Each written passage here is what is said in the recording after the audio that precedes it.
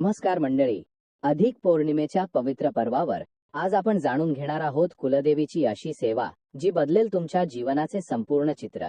जाणून घ्या कुलदेवीच्या असीम कृपेचा अनुभव. चला तर मग पाहूया हा खास व्हिडिओ. अधिक पौर्णिमा एक असा पवित्र काळ जेव्हा कुलदेवीच्या कृपेने आपले सर्व मनोरथ पूर्ण होतात. या विशेष दिनी कुलदेवीची सेवा कशी करावी, तिची कृपा कशी मिळवावी, हेच आज आपण या व्हिडिओत पाहणार आहोत. तेव्हा व्हिडिओ शेवटपर्यंत पहा. पौर्णिमेचे महत्त्व अनन्यसाधारण आहे. या पौर्णिमेच्या दिवशी कुळदेवीची विशेष सेवा आणि कुळाचार करणे खूप फलदायी ठरते.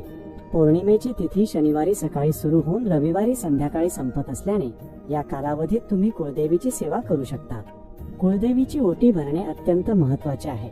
हे शक्य असल्यास मूळ पीठावर जाऊन करावे, अन्यथा जवळच्या मंदिरात किंवा घरात कुळदेवीचा फोटो, टाक किंवा मूर्ती असेल तर तिथे ओटी भरावी. ओटी भरण्यासाठी रेशमी साडी, तांदूळ, यथाशक्ती दक्षिणा आणि अलंकार वापरावेत.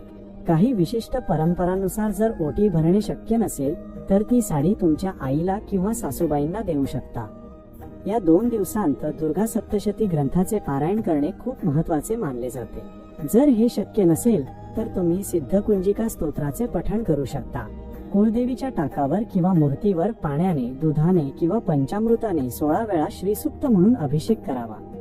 ज्यांना हे शक्य नाही त्यांनी कुळदेवीच्या मंत्राचा किंवा नवारण मंत्राचा जप करून अभिषेक करावा. कुळदेवीच्या फोटोवर किंवा मूर्तीवर कुंकू अर्चन करावे. यासाठी कुंकू अर्पण करताना देवीच्या पायापासून ते मस्तकापर्यंत ते अर्पण करत जावे. या दिवशी देवीला लवंगाचे अर्पण करणे खूप लाभदायक असते. यासाठी नवारण मंत्र किंवा कमलात्मक यंत्राचा जप करून 21 लवंगा अर्पण कराव्यात आणि नंतर त्या प्रसाद म्हणून ग्रहण कराव्यात. तर मंडळी, हा व्हिडिओ तुम्हाला कसा वाटला हे कमेंट करून नक्की सांगा. माहिती आवडली असल्यास व्हिडिओला लाईक करा, आपल्या मित्रपरिवारासोबत शेअर करा आणि आमच्या चॅनलला सबस्क्राईब करायला विसरू नका.